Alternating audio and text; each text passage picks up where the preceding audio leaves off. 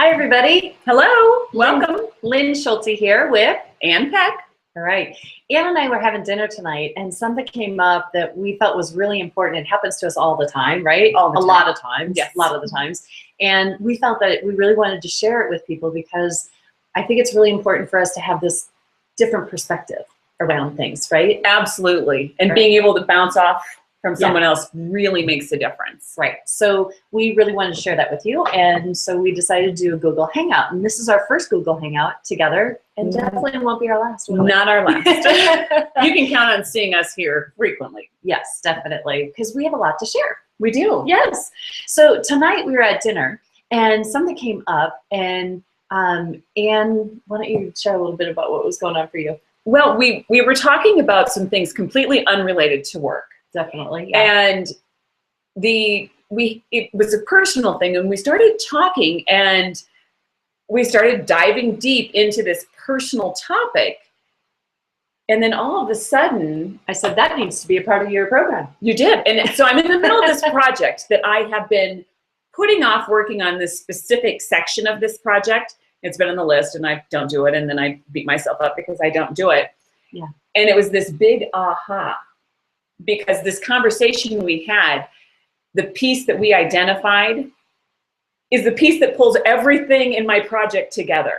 It was the missing piece to the puzzle. The missing piece. And so really what we do is we tend to beat ourselves up because we're not getting it done, right? Have you ever had that experience where you're like, need to buy a plane ticket to go somewhere, and you keep putting it off and you're putting it off and putting it off? And the rates keep going up and up and up. But then by the time you, like, right before you're getting ready to buy that ticket, something pops up and you're not supposed to go on that trip anyway. Yes.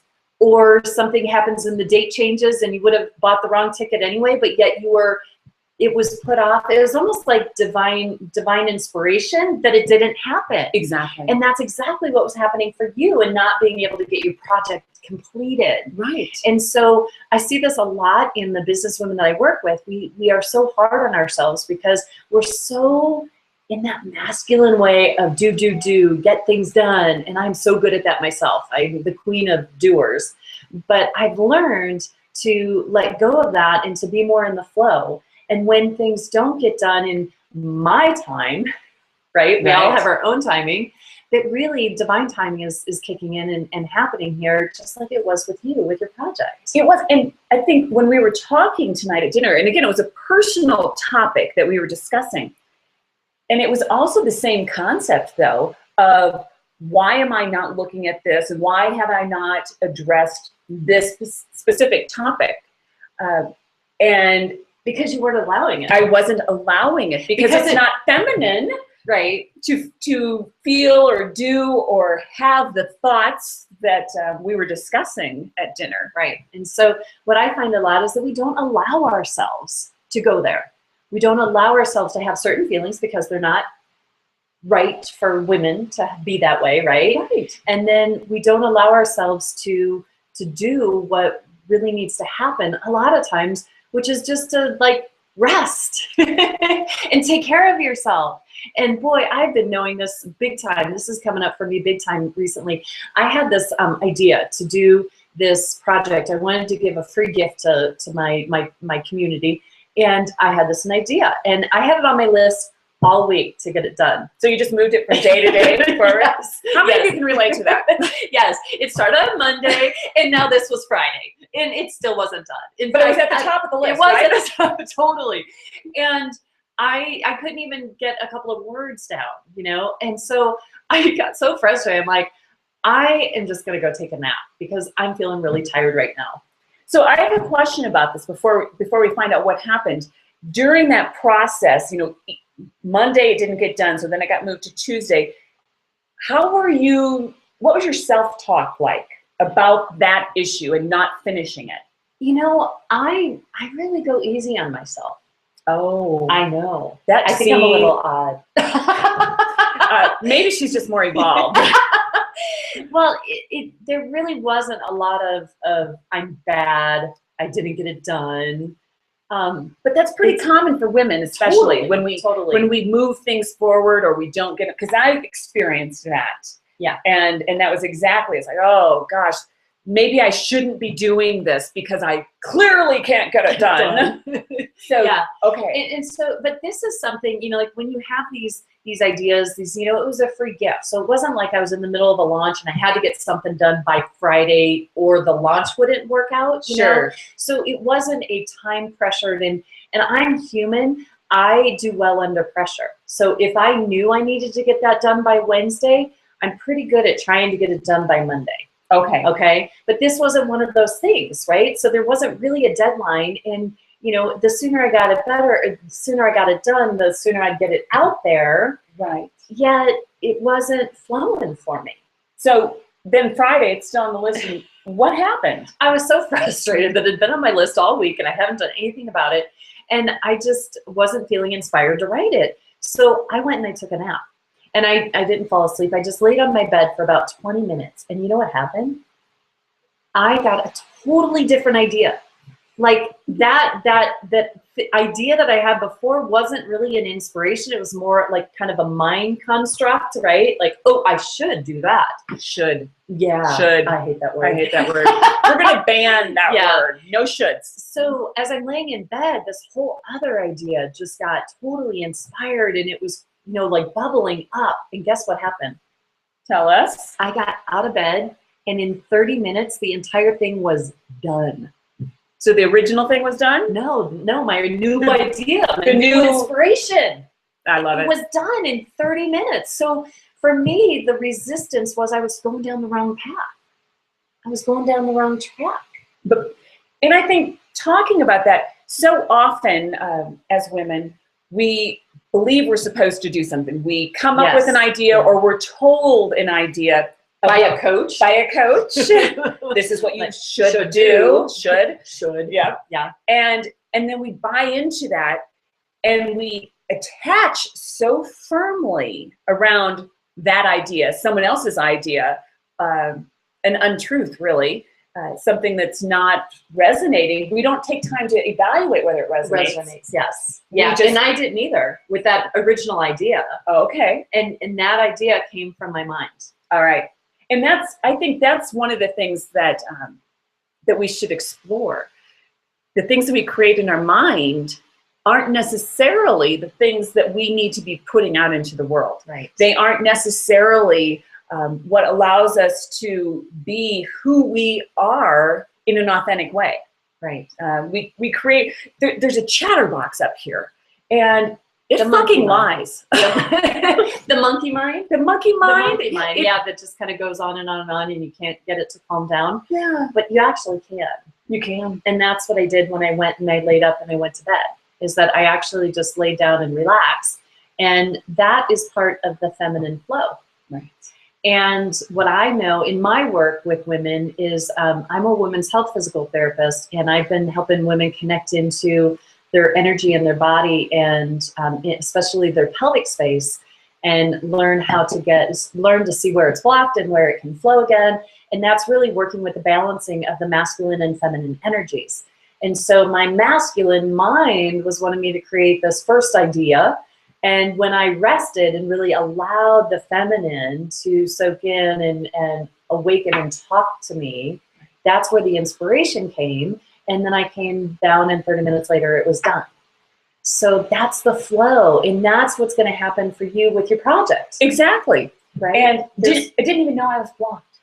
I didn't even, I mean, the pieces that I had were good. But you couldn't complete it. I couldn't complete it, and I didn't know why. And having this conversation that we had at dinner, and this big aha, immediately. Oh, now I get it. Now I get it. That was the missing piece. Right. And what a beautiful experience. I mean, I just still remember. Yeah, the light bulbs. Both of us, we were so excited. Yeah.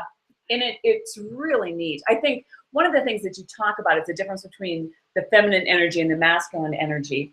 And we were talking earlier, I was sharing, I have a friend who had posted on Facebook, and I don't know what was going on in her life, but she made a post about, I'm an adult, I can handle things, I'm man enough to take responsibility. Mm-hmm. And reading that statement, like women can't take responsibility.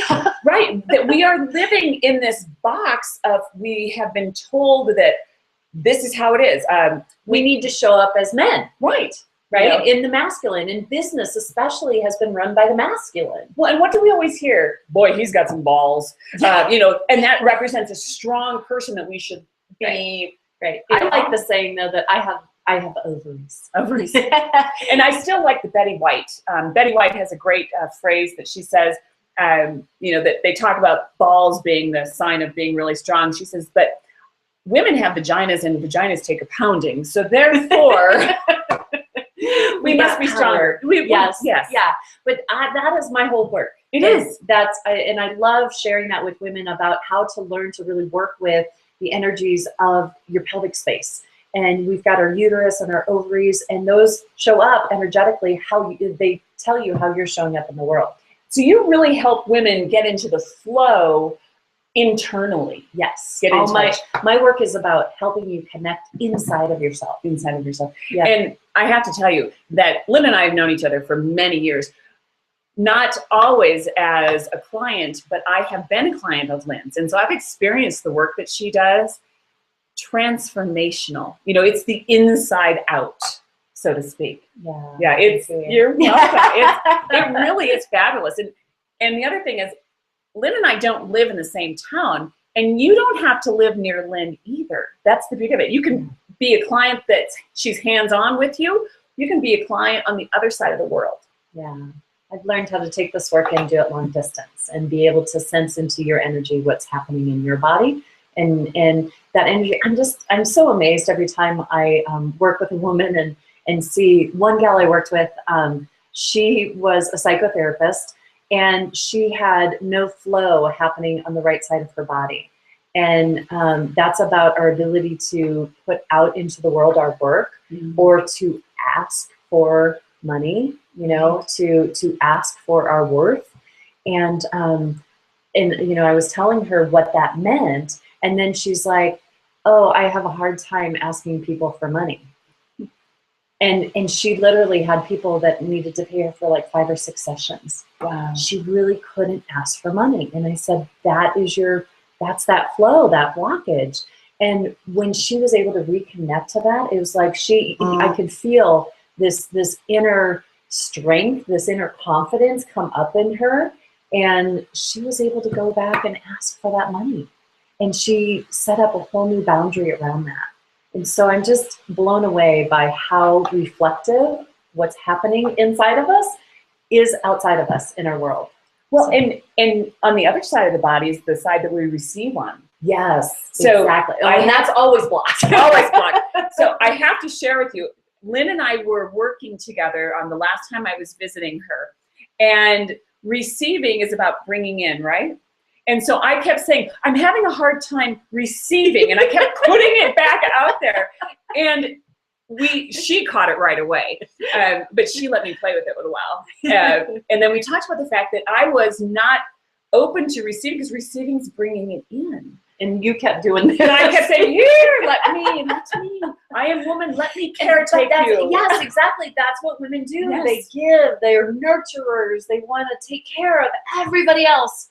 But we have to take care of ourselves. And that was key, really, was understanding the ability to say yes and receive that care and give it to ourselves. Yeah, it's huge. It's so huge. It is. It's so huge. And I see it all the time, how when women are able to do that, it totally transforms their business.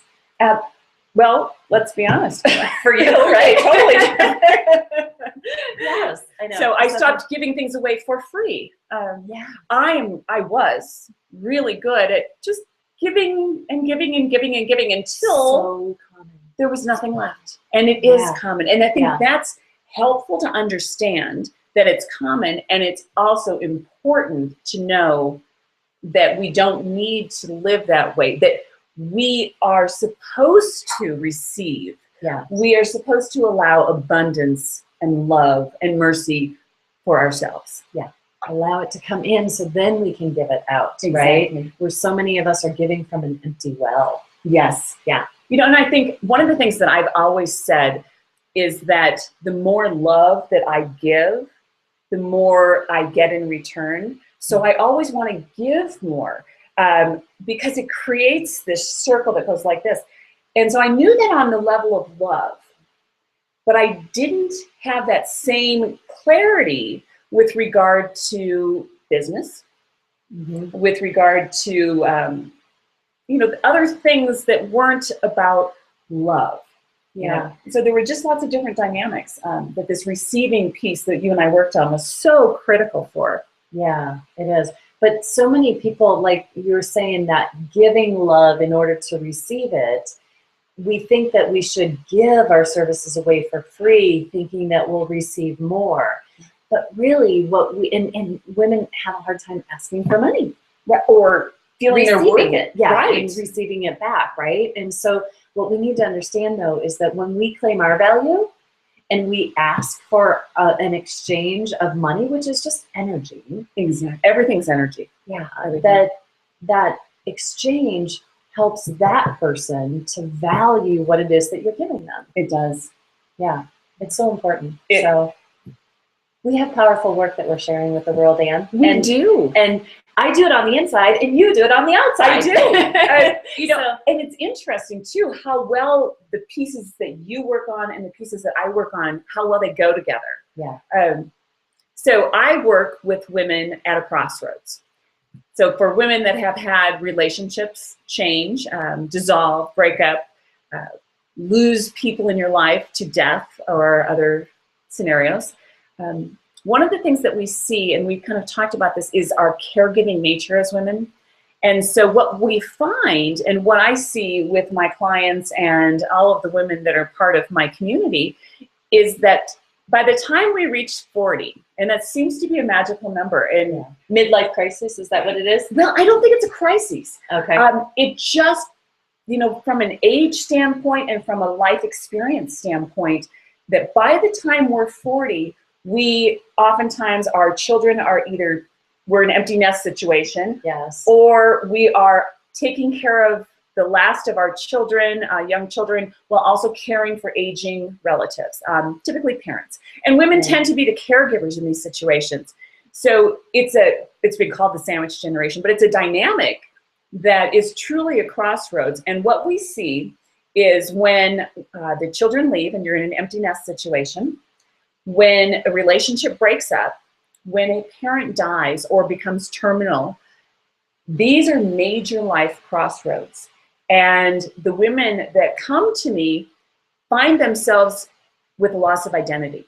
Right, because they've been giving and taking care of so many other people in their lives that when that's all gone, it's like, now what?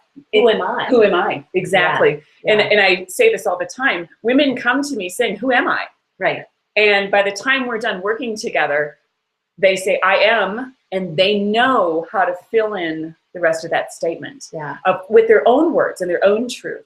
So the work that I do with women is really about exploring what happened to get us to that point of losing our identity. So often we're living and believing the myths that we live by. Yes. And typically it's a story someone created that we didn't realize was a story we just kind of bought into.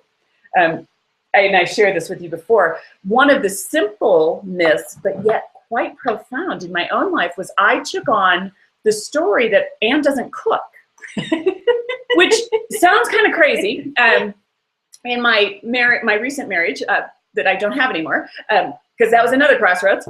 But in that marriage, he liked to cook, and he said it relaxed him. So that's how it started. So he wanted to cook. Well, it evolved into the story of, I do all the cooking, Ann doesn't cook. And so then Ann bought that story on and started sharing it myself. And so it became my truth. Which really wasn't your truth. But it wasn't my truth. And that's the thing. When I found myself as the only adult in the household cooking for other people, I realized, I miss cooking. I'm good at it. I enjoy it. And so that was a myth. That was a story I had adopted. And so I was able to shift that. But the key is, these things disappear and these myths show up in such a fashion that we don't even realize it's happening. Yeah, it's kind of insidious, isn't it? Very insidious. Yeah. And so that's a piece that we work on. The other strong piece is that many women have found that they're living according to someone else's script.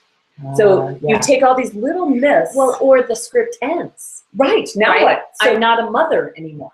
or Or a wife. or you a know, if wife. you divorce. And so, or yeah. a daughter. You know what just dawned on me is like you help women find out who they are on the outside, and I help women find out who they are on the inside. And, you know, It's a perfect it combination. is a perfect, and that's what's so wonderful about the team that we have. Yeah. Because the work that we do allows women to be whole. You know, you can't work on just one part. We each know that. Right. We tried. Right.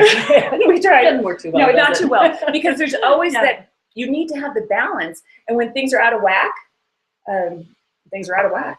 Right. Right. And it doesn't come back into alignment until you are in alignment from within and without. Exactly. Right. Yes. So the work that we do is really exciting. And we're going to be doing a live event too. we are going to be doing a live event. So And stay tuned for that. definitely. Please. And we'd love for you to keep in touch with us if you enjoyed what you heard tonight or today, whenever you're listening to this. So you can go to my website at rebirthyourradiance.com or Google me, Lynn Schulte at Facebook. Be happy to friend you or would love your like on my Facebook page. And that way you can keep in touch with what I have going on in Ann. And you can find me at annpeck.com. And you can sign up for my email list that will give you the information about the events that we have coming up, as well as some of the ongoing work that I'm doing on my own. You can also find me on Facebook. My business page is Empowered Woman's Way. And I am Ann Peck is my handle on all social media. I'm most active on Facebook. I am attempting to learn the rest, but it's me too. I'm a work Find in us on progress. Facebook, people. And as far as watching this video, I want to thank you guys for joining us. And you'll notice right below this video, there's a lot of space for comments. Please comment. Let us know what you liked, what you didn't like, and what you'd like to hear more about. Absolutely. What are you dealing with in your life? Lynn and I offer very comprehensive whole woman. Just taking different ways to get there. So we'd love to hear from you. Let us know how we can serve you more. And we will be back again. Blessings to you all on your way, on your journey. Namaste. Bye.